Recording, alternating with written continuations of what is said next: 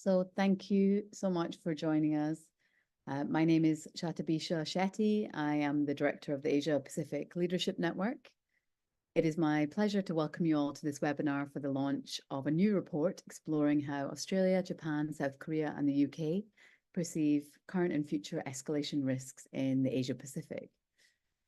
This report is a culmination of a 2-year project that APLN has been running in collaboration with our sister organization, the European Leadership Network, which, like APLN, is a not-for-profit organization and a network of leadership figures focused on tackling existential risks and promoting better security, cooperation, and dialogue. For APLN, that work is focused in the Asia Pacific, and for ELN, that is in the Euro-Atlantic region. The aim of the first year of our joint project was to facilitate a dialogue amongst policymakers and experts from South Korea, Japan, Australia, and the UK to discuss common and competing threat perceptions and perceptions of strategic risks between the 4 countries. In the second year, we explored how these 4 countries perceive escalation risks related to the Taiwan Strait and the Korean Peninsula. The analysis and recommendations from the second year's work is contained in the report, which we launched this week. This project was sponsored by the UK Foreign, Commonwealth and Development Office, and we thank them for their support in this endeavour. Today, we will have a presentation on the analysis findings and recommendations from this new report by Dr. Rishi Paul, ELN Policy Fellow, and Petersson-Ivre, APLN Policy Fellow, 2 of the report's co-authors. This will then be followed by comments by senior experts from Japan, South Korea, and Australia. First up will be Ambassador Nobuyasu, former UN Undersecretary General for Disarmament Affairs, former Commissioner of Japan's Atomic Energy Commission, and long-standing APLN member from Japan. Next will be Professor Jina, who is Dean of the Language and Diplomacy Division at Hankuk University of Foreign Studies in South Korea. Previously, she was Chief of the North Korean Military Division at the Korea Institute for Defense Analyses and Adjunct Professor at Yonsei Graduate School of International Studies, and has been an advisory member from multiple South Korean government bodies, and is also an APLN board member. And last but not least, we have Professor Maria Rost Rublee, who is Professor of International Relations at the University of Melbourne, President of Women in International Security Australia, Executive Committee member of Women in Nuclear Australia, and is an internationally recognised award-winning academic and scholar, and an Australian APLN member. Finally, we will open up the discussion for comments and questions. We will add the links to the reports in the chat box so that you have access to the papers. And if you have any comments or questions throughout, please pop them into the Q&A box and we will address them during the discussion. And with that, I will now turn to Rishi Paul. Rishi. Thank you, Shatta. I'd like to begin to use my time to briefly outline the purpose of this project and why we feel that it's important. The risk of conflict in the Asia Pacific is becoming a concern for Australia, Japan, and South Korea, security partners, and main allies of the United States in the Asia Pacific, and to some extent, for countries outside the region with significant strategic interests in the region, such as the United Kingdom. The changing geopolitical dynamics in the Asia Pacific have produced shifts in defense policies, postures, and national security strategies, which include, but are not limited to, Australia's cooperation with the UK and US, and its planned acquisition of nuclear submarines through AUKUS. Japan acquiring counterstrike capabilities, doubling defense expenditure within 5 years, and developing hypersonic weapons, and South Korea's new Indo-Pacific policy and deepening alliance relationships to boost its defense deterrence capabilities, as well as maintain a mainstreaming of the domestic debate on nuclear disarmament. We felt these changes, which have accelerated over the past year, necessitate developing and understanding how each country thinks about risks and its ability to deter threats and reduce risks.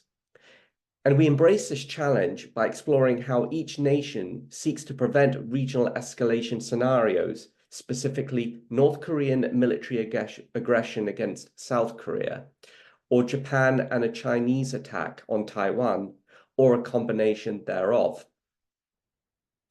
This is the framework that we use to classify risk perceptions. We try to get a sense of how each is likely for each country to see the risk of escalation in a 5-year time frame, and how directly they believe their country would be affected if that risk was realized. This exercise was meant to illustrate differences in risk perceptions between the 4 countries. The results, which Yol will speak to in a moment, were not a precise science, but a balanced judgment on our part based on a series of interviews with government officials spread across the Asia-Pacific states and UK, as well as members of the policy expert community. We also hosted 2 conferences, one in Japan and one in South Korea. To ensure participants could have a free and frank exchange, we limited the involvement of the US. Feedback received from participants indicated that this was the right approach. The project identified common ground between key UK partners on how Japan, South Korea, Australia develop responses to regional escalation scenarios, and increases understanding of potential unintended consequences and risks. Grounded in this context, the role of assurances surfaced as a key security need for participants, and many felt that more work needs to be done in this area. As Yol will discuss in more detail, we also found that there is some degree of consensus among participants from the 4 countries on the drivers of escalation risks in the Taiwan Strait. But opinions diverge, more notably between South Korean participants and the others regarding escalation risks on the Korean Peninsula. South Koreans consider this risk acute, whereas most others seem to consider the risk latent. Before discussing policy recommendations, I'll pass on to Yol, who will dive into the substance of our findings. Thanks. Thank you, Rishi. Right. So, yes, I will go through our findings for this project, and I will start with the risk perceptions of the Taiwan Strait. So here is a list of some factors that were brought up in relation to escalation in Taiwan Strait by the participants and interviewees that we engaged with in this project. On the left, we have several factors that were seen as increasing this risk, and China's personalist leadership, the lack of US-China crisis mitigation dialogue, too many Chinese red lines, and too much ambiguity on the US part, and too few red lines were considered risk factors, as well as a potential weakening of the Chinese no first use norm. There were disagreements, however, on the influence on the Ukraine war on the Taiwan risk. Does Russia's experience serve to deter China, or does it serve to encourage it, or is it too early to tell? These were all different views that we encountered throughout this project. Some views indicated that the US extended deterrence presented some entanglement risks, but generally US extended deterrence was seen as the kind of stopgap for any crisis or further escalation in the Taiwan Strait. There were also some other considerations, such as the risk of nuclear fallout on China, or normative considerations on how nuclear use would be viewed throughout the world. But US extended deterrence was kind of the main thing that most participants brought up. Here's an example of how Japan perceived the impacts of escalation in the Taiwan Strait. This is, of course, not a complete universe of possibilities, but Japanese interviewees highlighted the impact often as mediated through public opinion, and especially public opinion of the alliance with the United States. Chinese strikes on Japanese territory, or even just the threat of nuclear use, could drive the Japanese public to push for war termination, which could negatively affect the alliance with the US. Alternatively, if the US intervened and failed to stop a takeover of Taiwan, or did not intervene at all, that could also have a negative impact on both public and elite opinion in Japan. And that could also call the alliance into question. In both cases, the results for Japan would be disastrous. And if we compare this then with Australia, we see that there was an acknowledgement of some direct impact on Australian security, but less than Japan. Some impact included, for example, strikes on Australian bases on US bases or joint bases in the northern part of the country, and that this might happen whether Australia provided rearguard support or direct support. And there were different opinions on this. But the extent of the impact on Australia was not seen as being as deep as it was perceived in Japan. It certainly did not seem to trigger the same almost existential anxieties that could be gleaned from the responses of Japanese participants in this project. In fact, some Australians even argued that the risk of escalation and the impact of that on Australia had been much inflated in Canberra lately. In any case, the point here was not for us to measure the risk in an absolute sense, but how these countries perceive escalation risks compared to one another. I've only talked about Japan and Australia here, but we can discuss South Korea and the UK later if you like. We believe it's fair to say that Japan sees a conflict in the Taiwan Strait as somewhat more likely within the next 5 years and having a higher impact on its security than Australia does, for example. The arrows in this figure, they show just how we judge these perceptions to change as interviewees were asked to extend the 5-year timeline we gave to them. And in some cases, they requested to extend their predictions as well. When Australians were asked about the likelihood of a Taiwan crisis over the next 10 or 15 years, they deemed it as much more likely and as having much more impact on Australian security, especially as concerns about US long-term reliability grew more apparent, or if you questioned the reliability of the US. However, we did not discuss, for example, entanglement risks, which might actually decrease in such a scenario, but that's something we could come back to later. Again, these arrows are notional. They provide a visualization of our argument, and it's not to provide any objective measurement of this risk. Overall, we see an alignment on the perception of the likelihood of a crisis in Taiwan Strait. So not likely in 5 years, but increasing thereafter. We see less alignment on the perceived impact of such an event, though, and that's probably given the geographical distances involved. And that's perhaps not too surprising, but it does have some implications for policy coordination, which will be more apparent as I turn to the second case, which is the Korean Peninsula.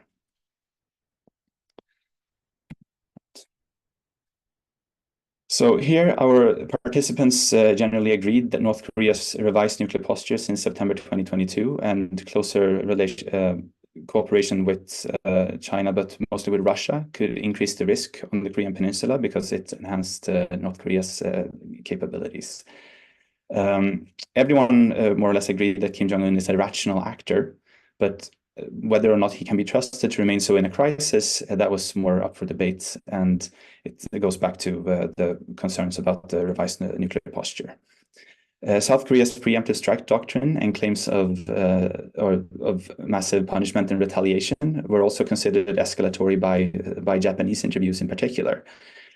Some South Koreans also agreed with this, but the existence of this doctrine seems to suggest that in Seoul there are those who consider it to be stabilizing, and this included some of our interviewees as well.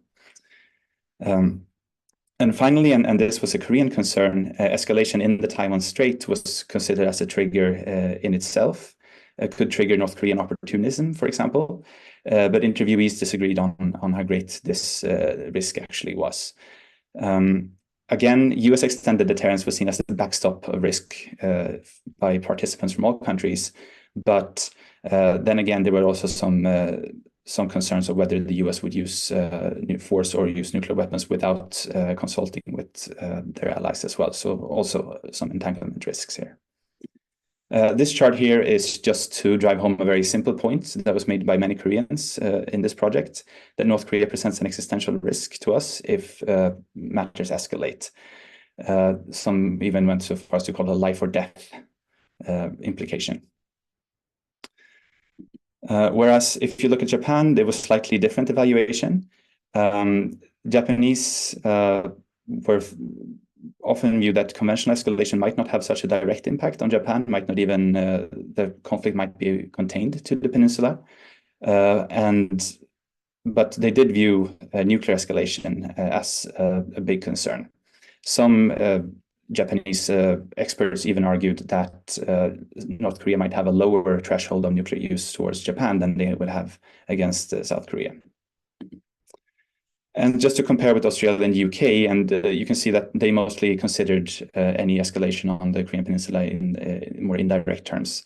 And this is probably based on the larger geographical distances. And except, of course, the effect on Australian or UK nationals residing in Korea. They were, of course, concerned about the impacts on that instability in the region would bring, and especially if coupled with nuclear use. But some Australian interviewees also argued that AUKUS could potentially present a way for Australia to be entangled into a risk on the Korean Peninsula. But there was much less consensus on this compared to Taiwan, and there was not really consensus there either, but it was something that more people were inclined to believe. From UK perspective, they saw as a partner to these countries that they might be the subject of cyber attacks. But there was also some opinions among UK respondents that UK could even conduct counter cyber attacks against North Korea in this kind of scenario. So this is how we map the relative risk perceptions to one another on the Korean Peninsula. All acknowledged the likelihood of a risk increasing over the next 5 years, but generally participants were much less keen on making predictions on the immediate future than in the Taiwan case. South Korea is somewhat of an outlier here in terms of the impact of an escalation on the Korean Peninsula. South Koreans feel a sense of urgent danger from North Korea that other countries do not seem to share.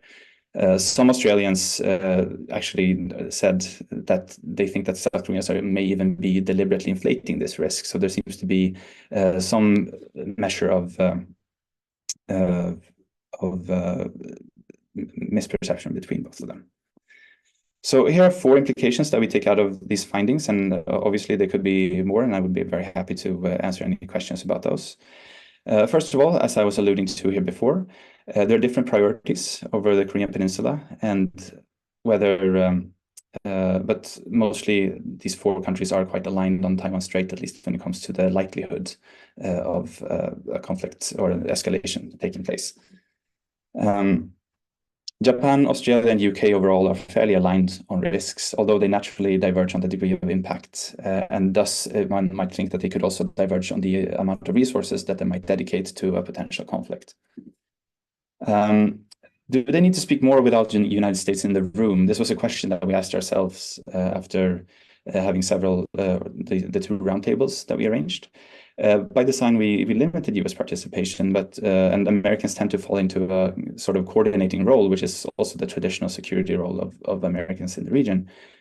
But there was a clear preference of resolving matters by working with the US as opposed to working with any of the other countries. And this goes back to the faith in US extended deterrence, which was overwhelmingly, there was faith in extended deterrence, but there were some concerns about retrenchment as well. We did not address specifically what US retrenchment would look like from the point of view of these countries, but that's a question that we should probably consider further. And the final point here is related to the third. And it's hardly surprising, but it's the fact that deterrence takes preeminence over multilateral arrangements or international treaties. Strengthening the faith in the nuclear non-proliferation regime is urgent, but and we saw a kind of a difference between officials and between experts, where officials tended to express a lot of support in the NPT and the non-proliferation regime overall, and experts were more mixed in their judgments of that, and perhaps they're also more free to speak their minds. So with that, I'll leave it back to Rishi, who will speak to some of our recommendations for addressing these implications. Thanks. Thanks, Joel. So the critical role of the US as a policy coordinator is emphasized by all countries who rely on American alliance managers to set the agenda and provide extended deterrence priorities. But despite this reliance, some states are beginning to question US reliability and therefore seek to enhance their conventional capabilities. The emphasis on deterrence, both nuclear and conventional, it tends to diminish the appeal of inclusive multilateral approaches to maintaining stability in favor of smaller, purpose-built, minilateral configurations. Given the limited experience that these four countries have when managing multilateral security discussions, especially absent the US, the question then becomes, well, how should they go about it? And we offer a few preliminary recommendations. So on policy coordination, there is a clear need for the three Asia-Pacific countries and a clear interest on the part of the UK to enhance their policy coordination and align and understand each other's risk perceptions. This is in terms of their likelihood that a risk will materialize and the consequence that would follow should a risk materialize. So first, they could increase alertness. Countries should continually reassess strategic risks and remain aware of the moving parts. This can include joint annual surveys to compare risk perceptions, continuously modeling the interplay between emerging technologies and conflict stability, and risks of escalation, and engaging in Track 1.5 and Track 2 dialogues to coordinate on security matters. Secondly, improving coordination. Asia-Pacific partners should enhance capacity building and networking among experts. This can occur through dialogue intended to increase predictability among security partners, analysis of how legal and normative frameworks can be used to reduce tension around Taiwan and North Korea, and joint scenario-based exercises that improve understanding of one another's reactions to risks. And finally, updating the security agenda.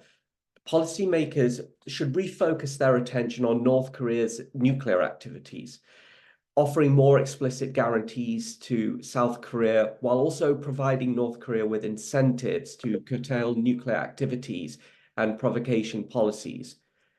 This approach should also reduce proliferation pressures in South Korea and help bolster strategic stability in Northeast Asia. On developing and communicating assurances, they could first leverage the P5 process. As a power with a very small military footprint in the region, the UK could leverage its diplomatic clout within the P5 process and play a coordinating intermediary role here by fostering a dialogue aimed at better understanding threat perceptions. It could foster Track 2 dialogues on specific issues such as the interaction of emerging technologies and assurances that are related to its current tension, but may also lie at the core of ongoing disputes as a European partner. The UK could also impress on its regional partners the importance of continued dialogue, even under difficult circumstances. Secondly, strengthen coordination in developing a unified approach towards assurances. A coordinated approach to bringing assurances into deterrence relationships is key if such efforts are to be effective. China and North Korea might otherwise be able to pick off countries and exploit gaps between their policies or between their policies and those of the United States. The significant economic and strategic interests Canberra, Seoul, and Tokyo have with China should strengthen a foundation for such a conversation. But all three countries must better coordinate amongst themselves to renegotiate the terms of bilateral relations with Beijing. We have seen some of this coordination in this week's trilateral summit between Korea, Japan, and China. The same is true for relations with North Korea. But while all three security partners share a concern about China's posture, South Korea is currently the only regional country that considers North Korea as a policy priority. Greater prioritization of North Korea by South Korea's partners could help not only policy coordination, but also reduce the sense of insecurity that is causing the public and some policymakers to consider nuclear weapons. Third, and finally, prioritize reciprocity in assurances. Assurances from security partners in the region necessitate corresponding assurances from China and North Korea to be practically meaningful and politically acceptable. Australia, Japan, South Korea, and the UK should clarify what trustworthy Chinese and North Korean assurances would look like. The UK could inform such a discussion based on its historical experience in building trust, reciprocal agreements with the Soviet Union. So this is just a snapshot of some of the recommendations that we've identified. With this, I'd like to pass back to Shatta. Thank you. Thank you, Rishi. Thank you, Yuval. And I will now turn to our expert commentators, with first being Ambassador Abe. Thank you. Thank you for the very succinct, comprehensive presentation of the reports and its recommendations. I think the report is overall quite sound and comprehensive, and the recommendations are very well balanced and sound ones again. If I may say about the Japanese situation, I think in Japan, experts and policymakers are more concerned about the security situation on the Korean Peninsula and Taiwan Straits than the general public. One example of that difference was a case of the building of ground-based Aegis missile systems in Japan. There were proposals and works were about to start, but there were stronger local resistance from the people.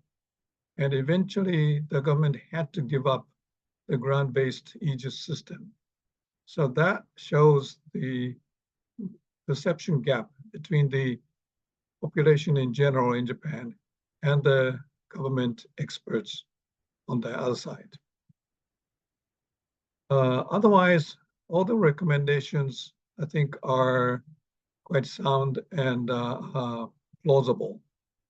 If I may say, in the future, this policy coordination and exchanges among the 4 participating countries, experts and the government officials, may go further deeper into the more concrete questions. For example, in the case of Japan, should there be any crisis in Taiwan Straits, should Japanese forces directly engage in the military operations? That's a big question. How do people in these 4 countries see this question? Also, when there's a crisis on the Korean Peninsula, should Japanese forces engage directly in protection of South Korea? There's an even more complicated question because of the historical emotional sentiments on the part of the South Koreans. Some of them simply do not want to see Japanese soldiers on the ground. So that complicates the situation like that. So we need to have more frequent, closer policy coordination between policymakers and the experts. But a little more difficult thing is how to influence the perceptions of the general public. That perhaps may be a little more difficult than coordination of the views between the experts and policymakers. I may make a few more comments about a couple of things. One, AUKUS was mentioned. as a sort of regional cooperation. Okay, I can understand the reason to intensify cooperation among the Australia, UK, and the US, and also the desire of Australians to get nuclear submarines. The unfortunate thing is that the kind of submarines being provided to Australia are based on high enriched uranium. It would have been a lot better if it was low enriched uranium. But because it is high enriched uranium, I don't doubt the Australian non-proliferation commitments, but this precedent may be abused by other countries. For example, to justify them to acquire high enriched uranium, saying, no, this is not for weapons, this is for submarines propulsion. So that makes the situation very difficult, and that's a point I don't like. Another point, Japanese defense spending increase and Japanese intention to acquire counter-strike capability were mentioned. Yes, I think Japan is moving toward that direction. In the sense for Japan to make good use of any counterattack offensive weapon systems, it becomes very important for Japan to get virtually real-time precision information on the target country, for example, North Korea.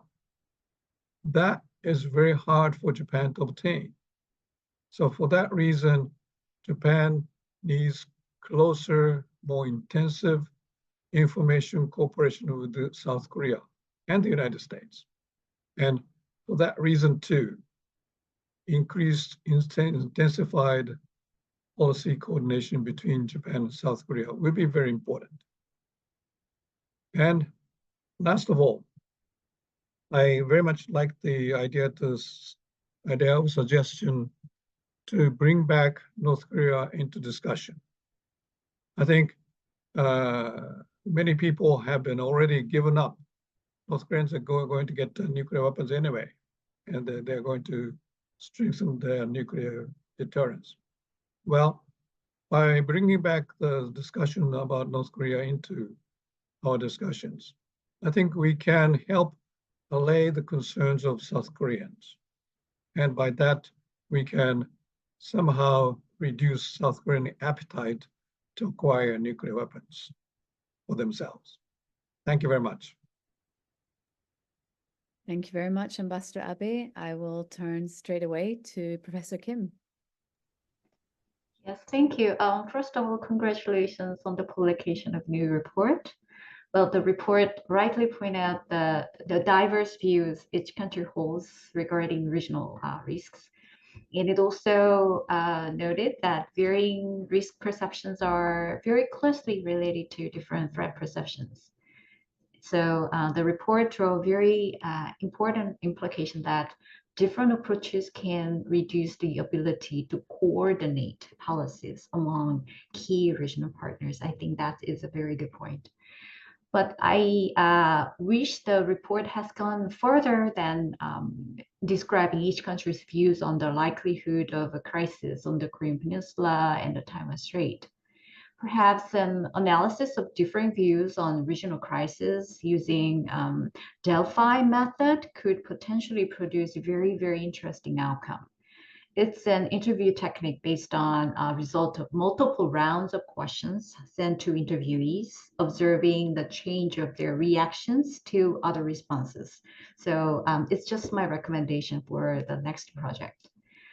And I have some minor points that I would like to make. The differences between South Korea and Japan on how to respond to regional crises, such as those in the Taiwan Strait, are not simply due to different threat perceptions of China. They also stem from the fundamentally different roles of the US military in Japan and South Korea, and the distinct purposes for which the ROG-US and Japan-US alliances were established from the beginning. So it would have been nice to analyze how the differing alliance structure or postures can shape our positions on regional crisis scenarios. And the report highlighted abandonment issue, which is also very, very important.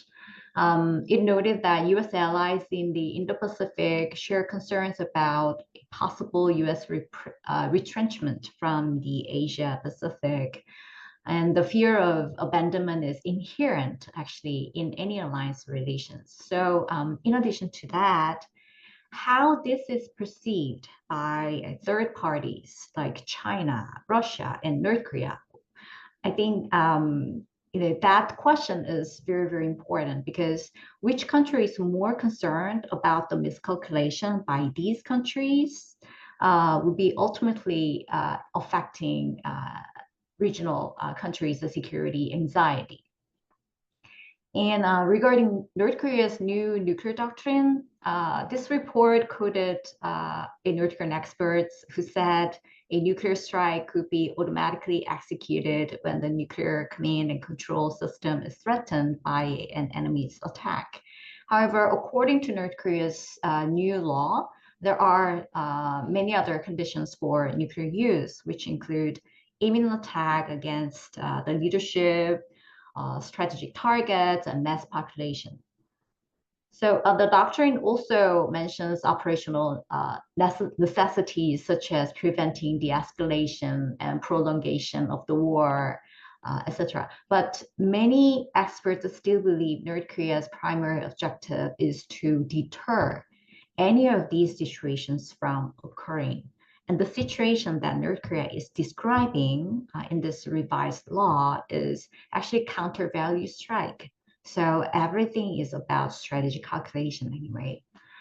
And some experts argue that North Korea will use nuclear weapons early in a conflict for region survival. However, in my opinion, there is something inexplicable in this logic. There's something that does not make any sense, because if North Korea feels so-called use or lose pressure, it must be convinced that the early use of nuclear weapons will lead to any kind of victory. But the use of nuclear weapons will escalate to an all-out war, which North Korea will lose anyway. So what's missing here is some clarity on the type of nuclear use being discussed. And I still believe that trilateral cooperation between North Korea, China, and Russia in peacetime is quite different from opportunistic trilateral cooperation aimed at instigating dual crisis in this region. What appears to be a regional bloc is durable under the conditions of the ongoing war in Ukraine, for example, but it is still limited in scope when we are talking about security or military cooperation between Russia and North Korea. And China and Russia's ultimate priority is probably avoiding entrapment or entanglement caused by North Korea. So that's the question that I'd like to pose to the authors. Thank you. Thank you very much. And I will now turn to our third commentator, Professor Rublee.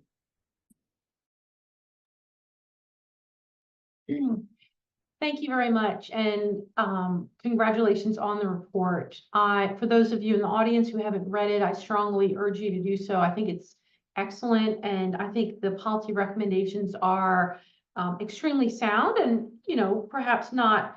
I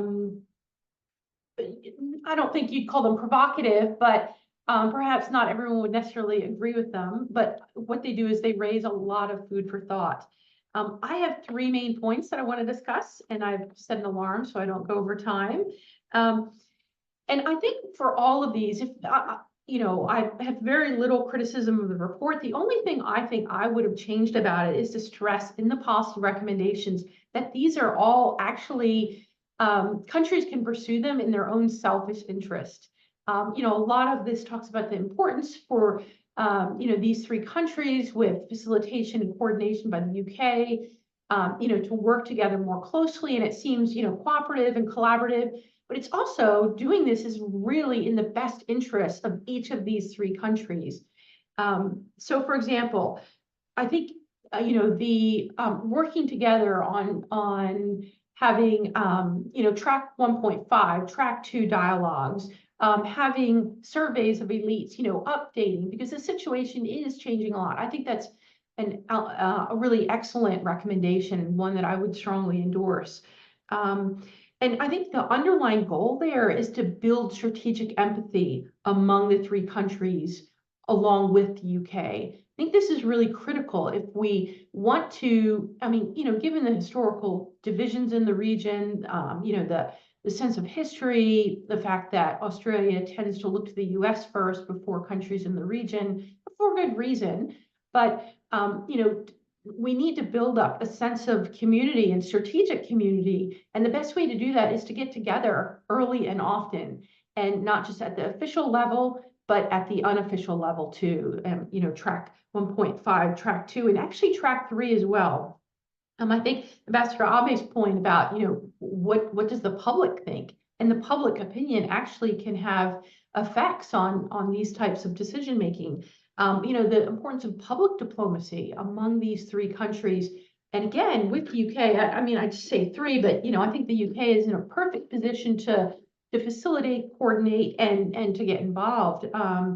And, public diplomacy so that, the ordinary person on the street can see the importance of these collaborations, so that strategic empathy can be built from, both top to bottom and bottom to top. Because I think one of the really interesting findings was that this hub and spoke model of the US, it's not just something that imposed by the US, but it's something that country policymakers seem to prefer. That they'd actually sort of, let's see what the US thinks, or let's let the US coordinate that. And that is something that's going to take time to change. And I think now's a great time to be working on that. And one particular area where I think that strategic empathy needs to be built up is around red lines. And that's an area where, we're not, different countries may not be aware of what's a red line and what's not, where might, direct involvement, military involvement, from various countries take place. And, the, Japanese perceptions on what South Korean red lines are, may not particularly be, what the South Koreans think. So, and I think this will also help. And another one of the really interesting findings of the report, South Korea right now feels like it has to go it alone in a number of ways. And I think that building this strategic empathy and strategic community can help alleviate that. My next point is around one of the findings about sort of minilateral versus multilateral solutions in the region. And as we all know, the idea of an Asian NATO, like, it sounds great, like, oh, it could just solve our problems here, but there's good reasons why there's not a NATO in Asia, and it's unlikely for those reasons. They're not going to be shifted anytime soon. And I think it would really, we'd have to have a very big shock to the system that could bring countries together in that way. And of course, we don't want that kind of shock, like that would not be a positive thing.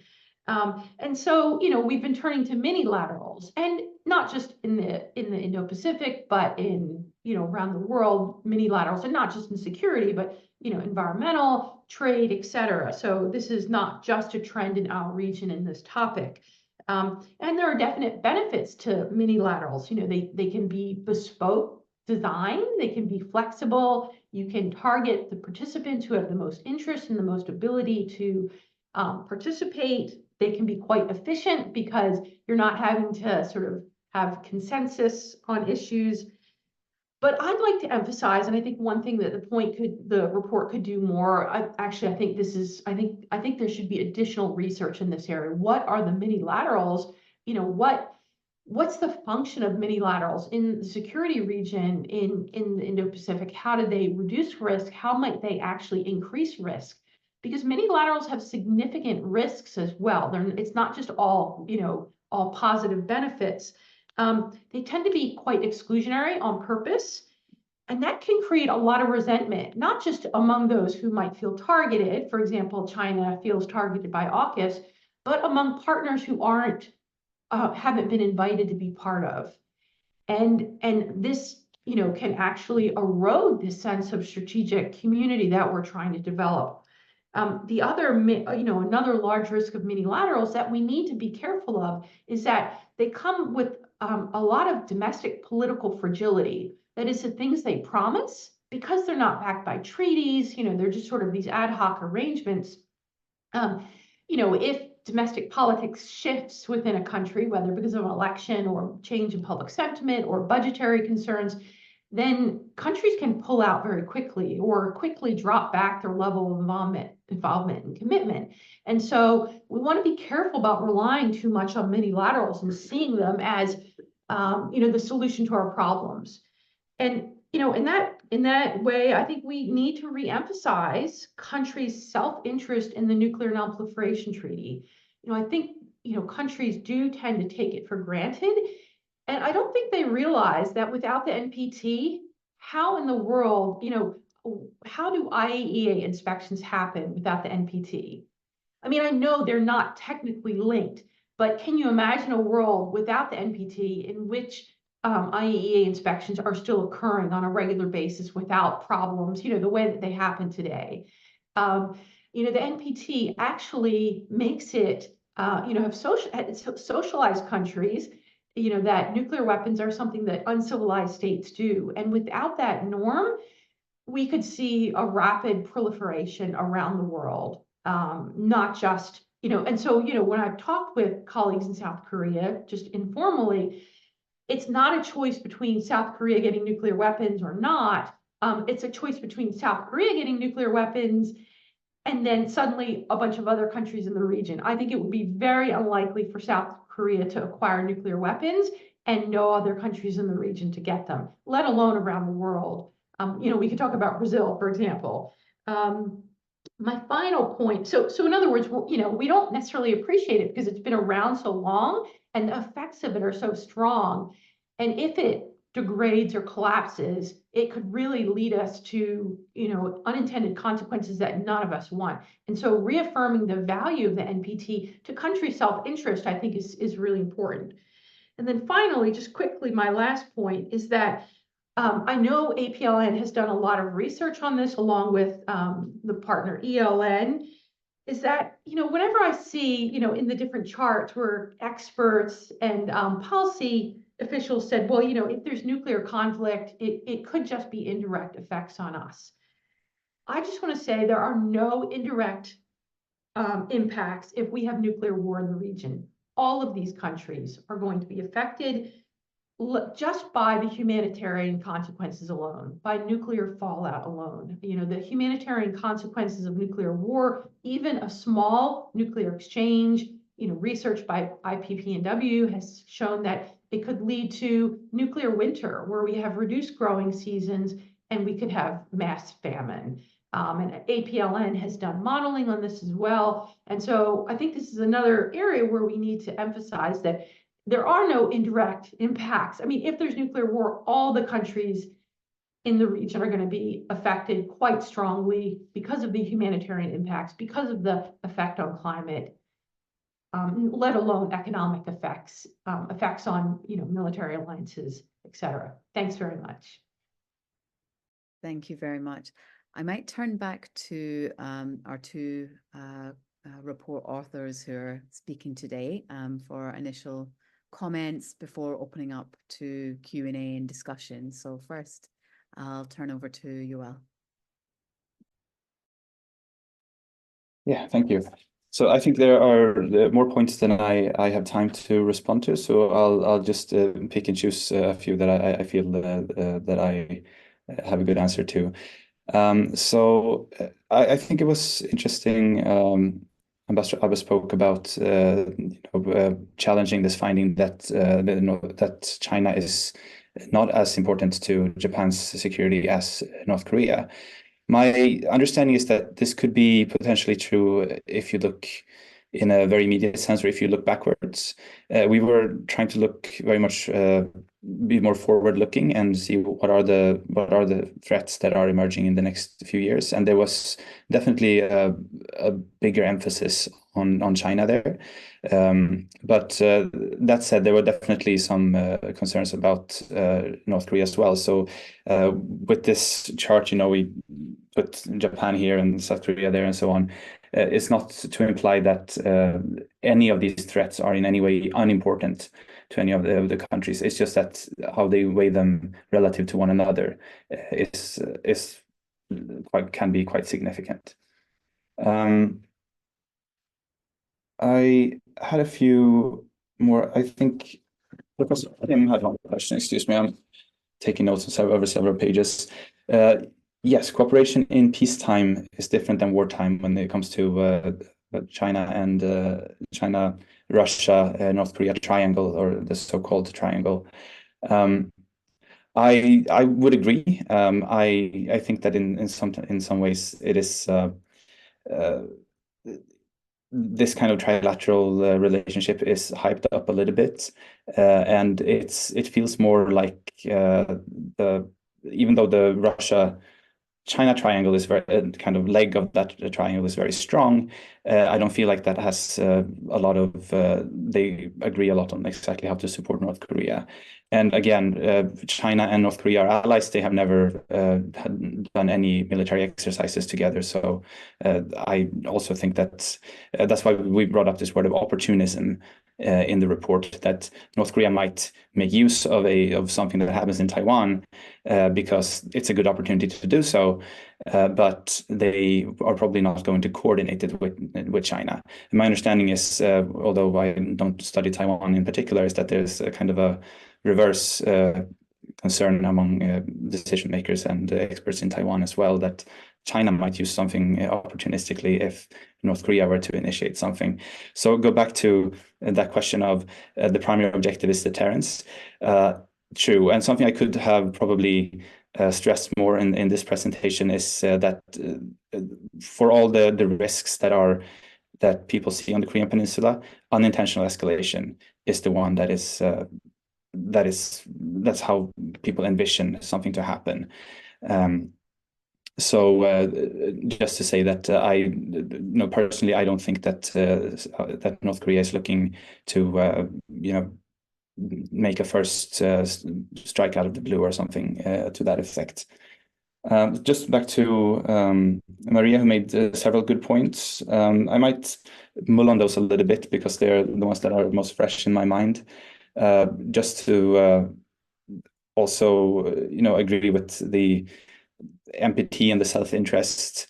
In the interviews, again, this is something that South Korean officials tell us, it's in our interest and we have no plans on leaving. So that's very reassuring. But then when you speak more with experts, there is much more skepticism towards this. So I think that makes me also a little bit concerned that that maybe if officials were more free to speak their minds, they may think something differently.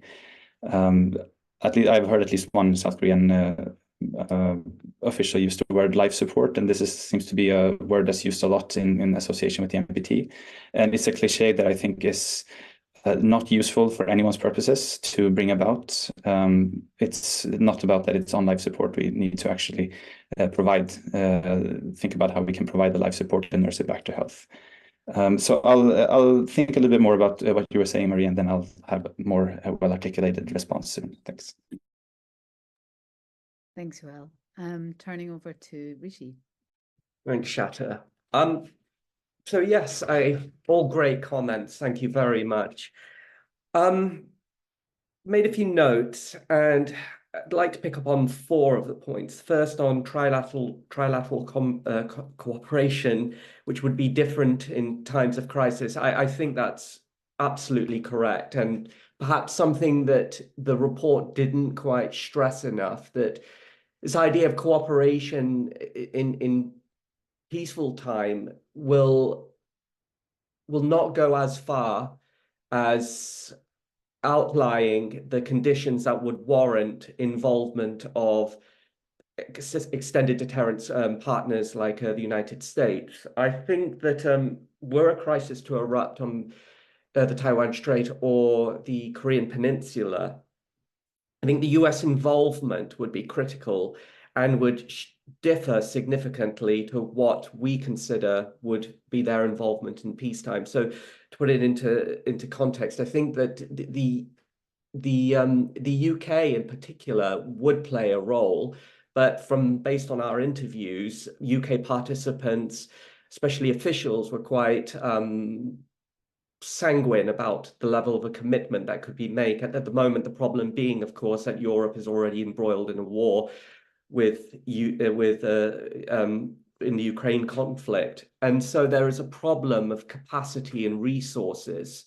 So if there were to be a conflict in the Taiwan Strait, it is possible that the UK would be limited in the level of involvement, but the UK has stressed that they are committed to being allied security partners.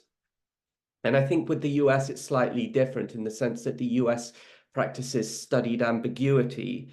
So on the point that was made on red lines, one of the participants that we interviewed said, well, China has put too many red lines and the US too few. And I think that's absolutely correct. But I think this goes to how the US approaches its strategy in the region and more broadly as a nuclear possessor.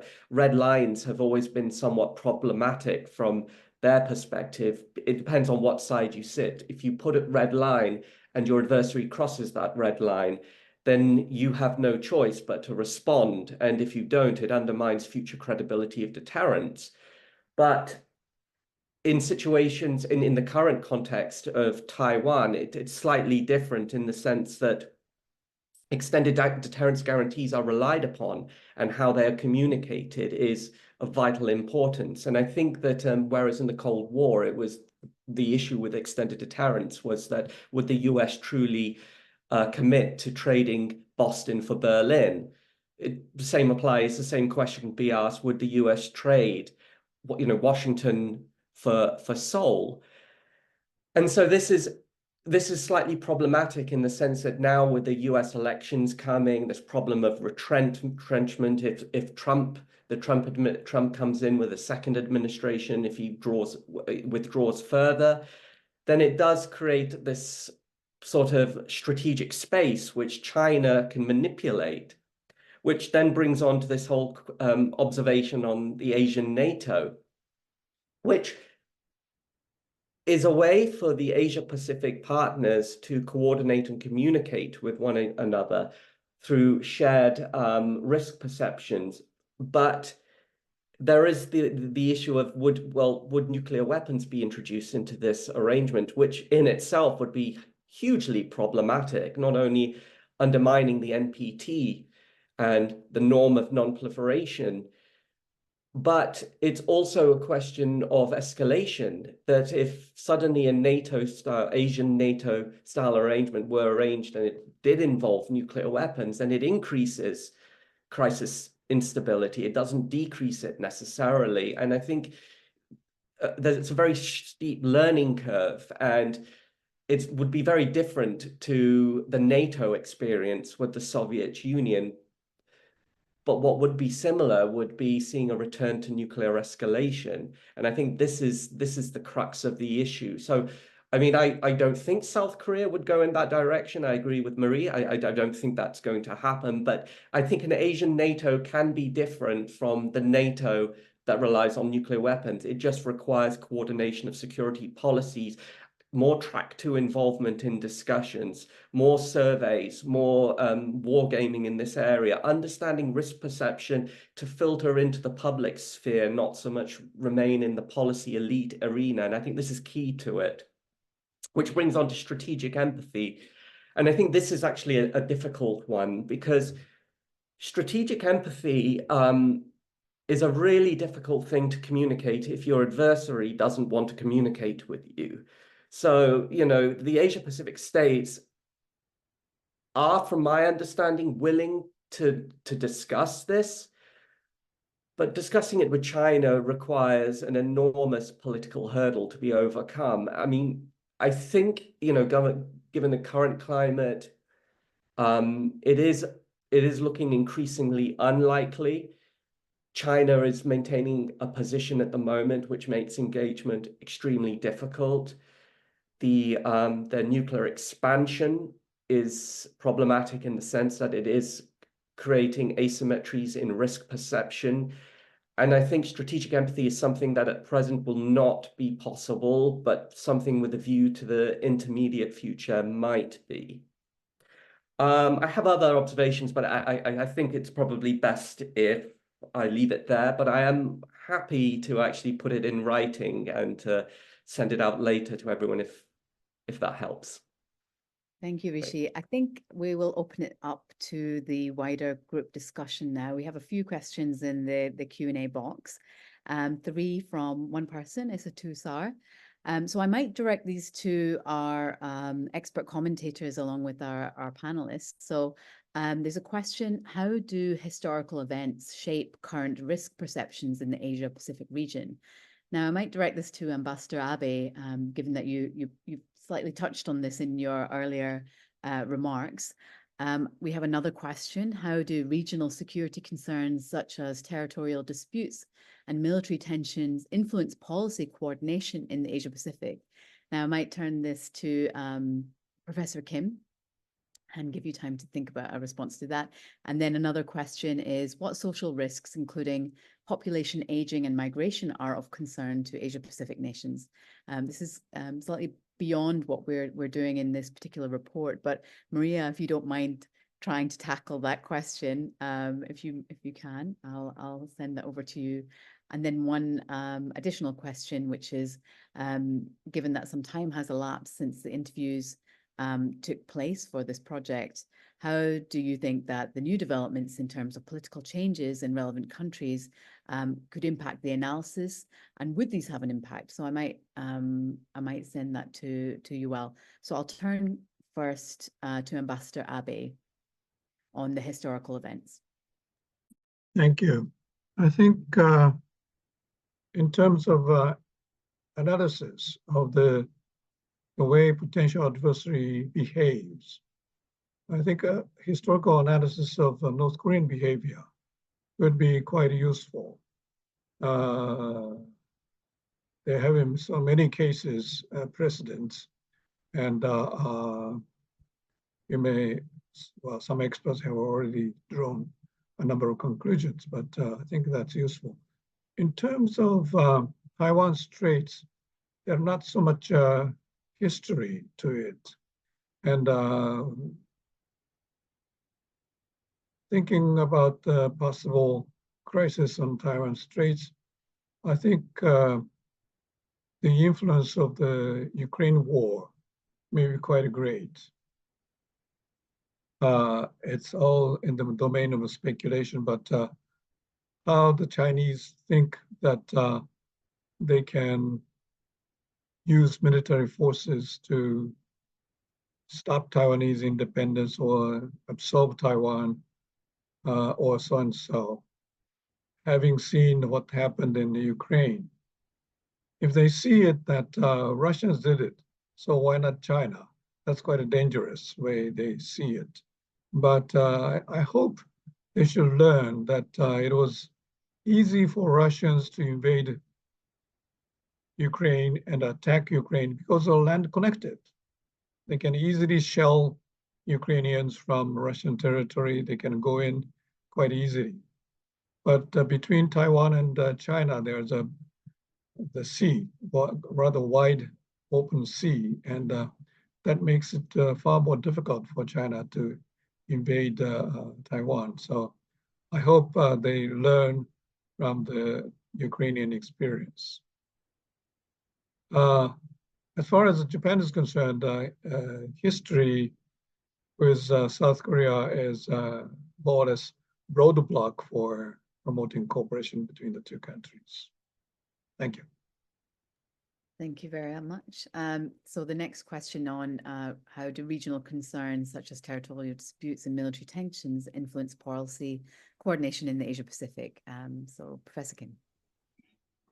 Yes, actually, non-security issues matters.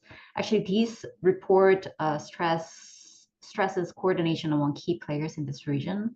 And the prospect of, for example, ROC-Japan security cooperation is rather exaggerated, considering the fundamental reservations among South Koreans about bilateral cooperation with Japan without addressing other contending issues like historic textbook, territorial issues over Dokdo, forced labor issues, treated water issues, to name a few. So after the general election in April, and the start of a new National Assembly with more progressive members, well, the current South Korean government will be under pressure to slow down its cooperation with Japan, obviously. And about China, South Korea's concern about entanglement comes from its security anxiety about China's military move in retaliation. Location-wise, it is closer than any other U.S. allies. China sometimes use a show of force in the form of military exercise in the West Sea, the water between China's east coast and South Korea's west coast. It is always an alarming factor for South Korea. So yes, South Korea's response to regional crisis is largely affected by its other security concerns. Great, thank you very much. And then the other question on social risks and how are these of concern to Asia Pacific nations? Maria. Yes, well, I love this question. I think that there are significant social risks, and we talk about security, sort of hard security and human security, and actually they all sort of meld together. So we have not just migration, aging populations, low birth rate, questions around refugees, the potential for climate refugees. I mean, not just potential, but we're already seeing it in the Pacific Islands.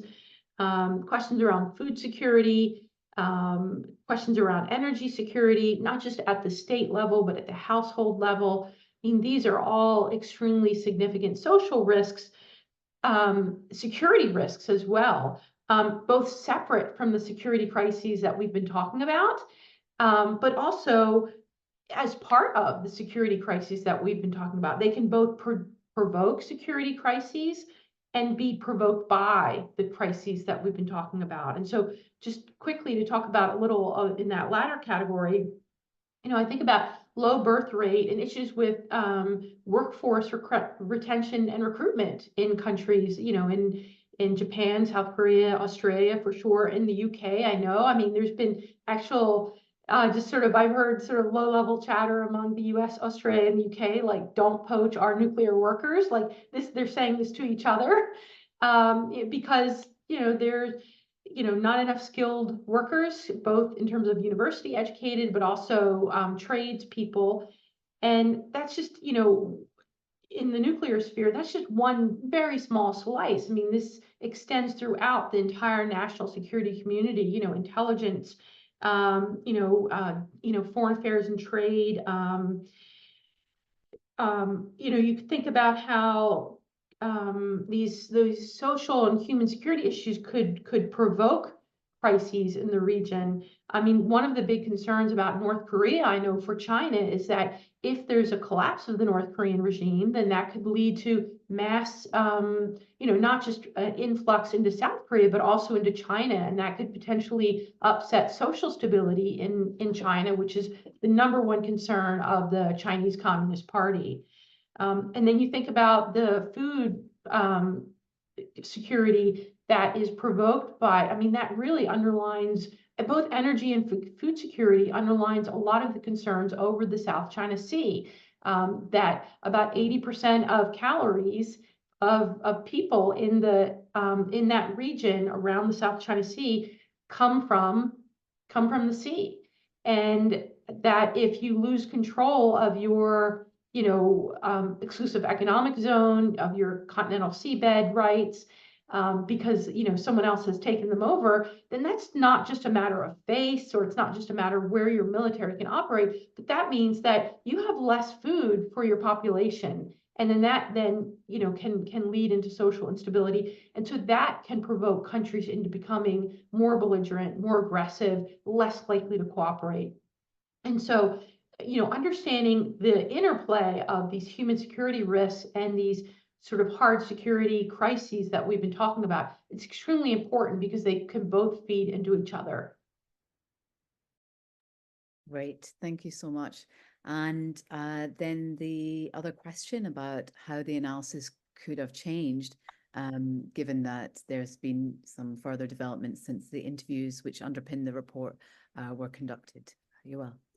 Yeah, thanks. And I'll try to be brief. I was just trying to jot down a few off the top of my head, so it's not really a comprehensive review of everything that changed. So just for background, we conducted this from around September to through December last year, and then followed up with discussions, roundtable discussions, and so on. So indeed, there have been some changes. We've seen North Korea renounce the unification goal, for example. That exactly what the implications are for this analysis, I can't really think of on the spot, but there certainly could have some pretty interesting implications for relations going forward. I think one maybe positive thing that happened in November, after we completed most of the interviews, was the summit between US and China, and they began to speak about having talks on arms control, and that even did happen. Although I believe it has stopped now, but that at least has provided some sense of momentary stability to that relationship. So I think that's a positive. Definitely, it has not restored trust, though. I should just be clear about that. Because we've also seen more provocations around Taiwan only this week. I've seen some comparisons with the Pelosi visit, which was something that came up a lot. Some Japanese interviewees who mentioned that at the time China fired missiles that landed in the Japanese economic zone. Was that a rehearsal for, or like a signal to Japan? They think so. I'm not sure if there were any missiles involved in the recent encircling of Taiwan, but still, that's obviously not something that would in any way reduce the risk perceptions for any of the countries in this region. I think, yeah, I mean, we've seen just last night we had the notifications on our phones here in Korea about North Korea sending trash and worse things in balloons over the border. So that's, you know, at least that's new to me, and I've been here for 8 years. But of course, it's something that South Korean government has kind of painted itself in a corner, that they say they're going to respond resolutely to every provocation. So I don't know, if they want my trash, they can have it. But the South Korea-Australia relations, and this is a positive note, is that we've seen the 2+2 dialogue, which I think we cite some critical voices on that one, and we do that for good reason. I believe that there was my sense, speaking with the Australians and South Koreans here, is that there's much work to be done in that area. But they do have the 2+2 dialogue. They issued a statement where they actually said that they were going to explore trilateral talks with Japan. And this is more or less what we're discussing here. So from that point of view, I'm pleased to hear that. Of course, I don't know about the content of those dialogues. And that goes back to also what Maria was saying, that that would be another minilateral. It could be, it would be, it would be exclusionary. And it's not just that you exclude potential partners, but you're also excluding the people who you are talking about. And I mean, you could, of course, direct that criticism straight back at this project. That at some point you need to build dialogue structures and security structures that include your enemies or your potential adversaries as well. And just to note that this is something that we're doing at APLN as well. So we're not entirely a club for discussion between various US partners in the region. So I would say that a good sign in that direction is the summit just last weekend between China, Japan, and Korea. It's good that they are talking to each other. I don't expect that to have any huge impact on anyone's basic security considerations. But there's a huge skepticism towards like talking to China. Do you believe them, and is that going to prevent conflict? But I don't think not talking to them is going to do that either. Of course, this trilateral is very explicitly not about discussing security issues, but they did mention the denuclearization of the Korean Peninsula, although I understand there was some controversy about how they wanted to use that term. For what it's worth, we also saw a weird North Korean reaction where they criticized the trilateral statement, but they directed the entire criticism towards South Korea. So that could potentially suggest that there's some implicit rebuke of the Chinese position as well. So that's just off the top of my head, and I think we're at time. So thank you all for the excellent input and feedback and pushback and everything else. Very much appreciated. Great. Thank you, everyone. And just to wrap up, because we are at time, this project has been conducted during a period of heightened geopolitical rivalry and worsening regional developments. And South Korea, Japan, Australia, and the UK have responded to these developments by enhancing their deterrence policies. So it's important to recognize that those policies can trigger reactions from allies and adversaries alike.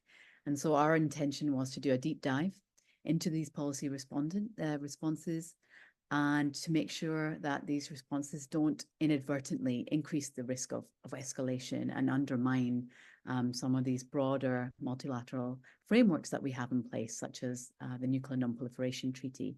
We've had some very thoughtful comments and reactions to the brief overview of the report that we provided. You can find links to the report in the chat. They're available on the European Leadership Network website, as well as the APLN, the Asia Pacific Leadership Network website. If you have any comments or questions, please feel free to contact either of our organizations. Thank you to our presenters, thank you to our commentators, and thank you also to the staff who helped to organize this event. We look forward to staying connected with you all, and we hope you have a good rest of your day and evening. Goodbye, everyone, and thanks.